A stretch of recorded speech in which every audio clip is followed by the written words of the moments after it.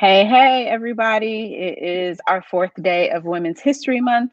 And here I am coming to you today with another one of the cool people in my circle. Yes, indeed. I have some cool people.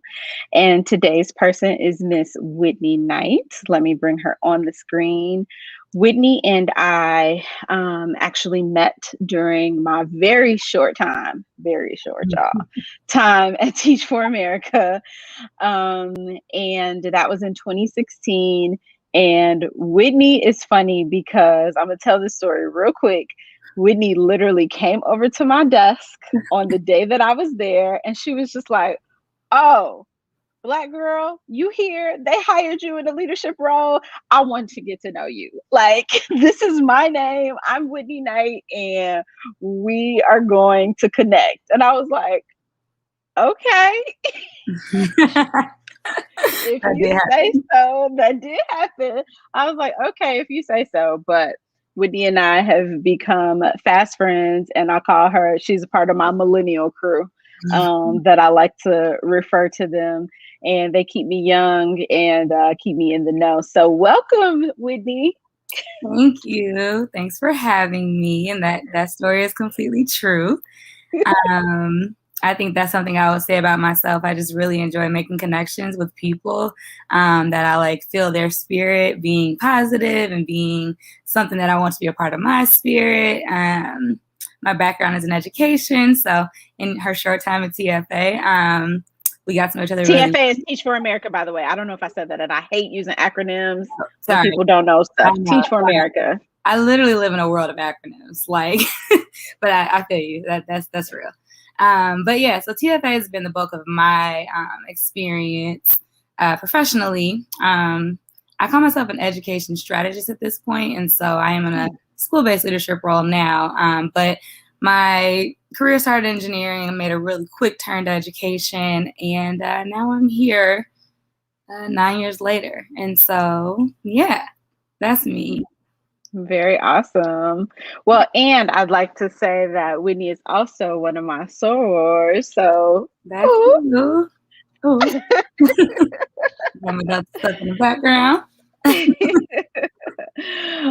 So welcome. Well, we are going to hop right into these questions for Women's History Month. Again, I am just highlighting women that are in my circle and asking them the same 4 questions just so that we can get to know people a little bit better and so that I can celebrate some amazing women. So, ready for your first question? I am. All right. Everybody always knows I use the hashtag obstacle to opportunity. So I would like for you to tell us about a time in which you have turned an obstacle into an opportunity. I have like 3 different answers I've been deciding on. I told myself I was gonna let God lead me here. I think that the one that stands out the most is that a couple of years ago, I had been at Teach for America for about 5 years at this point, and I was applying for roles to move to the next level. So I was a director, and I was applying for roles to become a managing director in which I would lead a team, and I hadn't done that yet in my career. And I just kept getting turned down for the roles. And the obstacle was that I just didn't have certain experiences that I needed to have to be able to do those roles well. And it was just real. And so I was appreciative of all of the things they pointed out that I was doing well in the interview processes. But I also just learned through that there are some things that if I want to continue on this path that I need to do. And so the obstacle was that I didn't have the experience that I needed to have for the roles I was applying for. And I turned it into an opportunity because I went to get the skills. And the things I've done in the last 2 years, honestly, have been my biggest growth professionally so far, and have set me up to do things that I don't think I would have, that I never really saw myself doing because I didn't know how good I could be at certain things. And so I love it. That's great. Yeah. It's like, go out there and get it, right? Okay, y'all telling me I don't have this thing, and you all are not creating the opportunity for me to get it. So I'm gonna go get the opportunity somewhere else. Yeah. And now, like, seriously, there's even been options that's opened up there since, because of the fact that, like, I was like, okay, like, I'm taking this opportunity to go learn some new things and get really good at some stuff. And now it's just like I'm on a path that I wasn't on before. And so, yeah, God told me what to Uh, do and I did it. I love it. That is great. So when we think about that, and what I always say is when we find these opportunities, that means that we're being resilient, right? Like we're finding a way to bounce back from different situations. And so I want to know, how are you intentional about being resilient? Yeah. It's interesting because I honestly wish I was a little more intentional about it. I think I find myself with like no choice but to be resilient, and then I get intentional, right? And so I don't know, resilience to me has just like been like pushing through most of the time.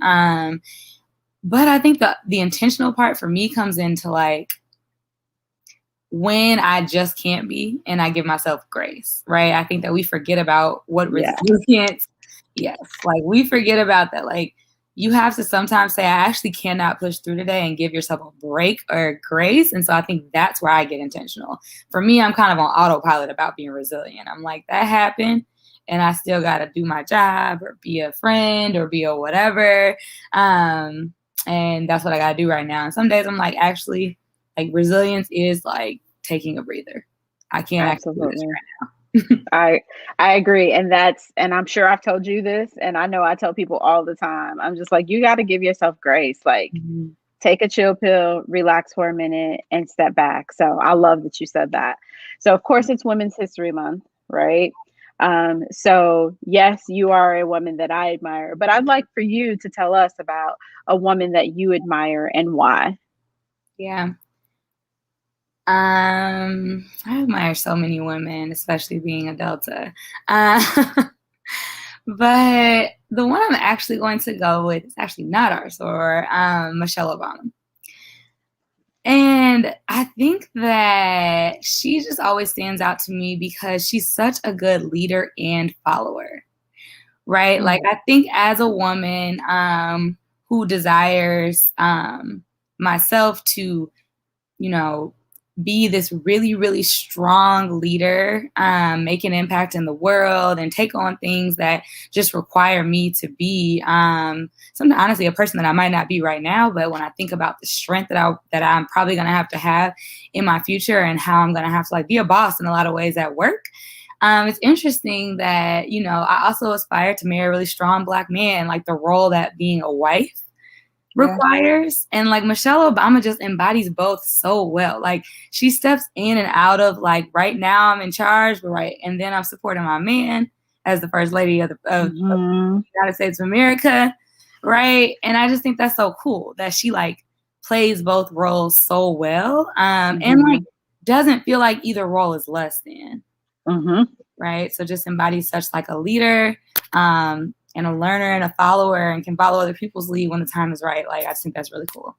Yeah, no, I appreciate that. That's interesting. So you're the first woman so far who has not said their mama, which You want to say my mama? I knew you were gonna say your mom. I swear, I was like, oh, I know Whitney's gonna say her mom. I already know that. That was what I came up with first. I'm not gonna lie. So, mom, if you watching, like I did think of you first.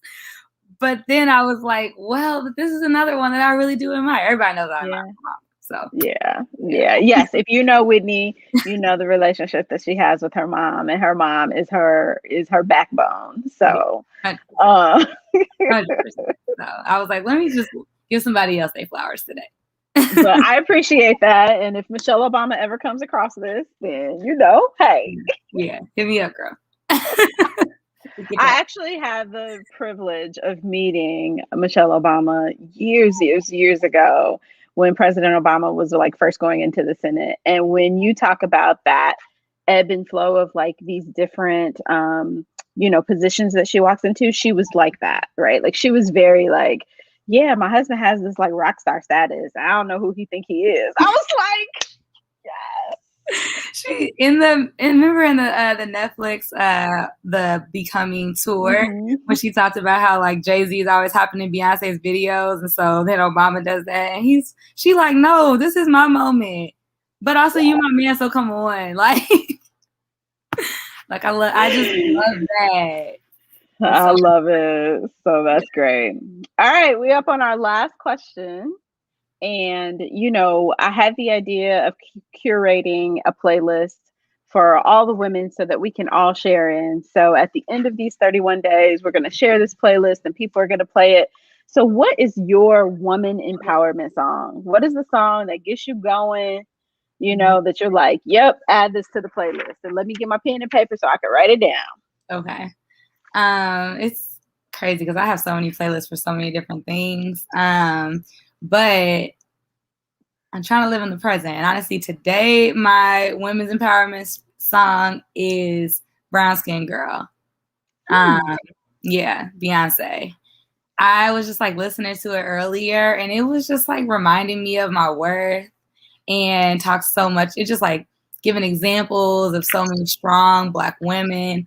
And I think that as a brown skin girl in leadership, a lot of times people will like make you feel like you're not supposed to be here or that imposter syndrome. And so I think that pushing myself in these last couple of years to like just believe I believe I should be sitting at the table and that like they wouldn't trade me. Like that's one of my favorite lines in the song for anybody else. Like, that's just a song that I've like come back to over and over. And today it really made me like get it together and get my day going. So that's my women's empowerment song for the day, at least.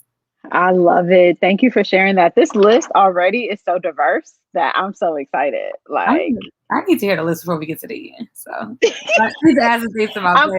I'm gonna start it. I'm gonna go ahead and start it and just add every day. I haven't started it yet, but I feel like already I really do. I think it's a really cool way.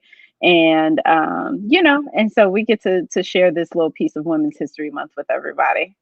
Well, Whitney, thank you so much for joining me today. I really appreciate you taking the time. And as I said, you're my millennial crew. So I love you, Sora. Love you too, Sora. Thanks for having me. This is great. All right, Facebook, YouTube, wherever you're seeing this, I will see you all later. Deuces. Bye.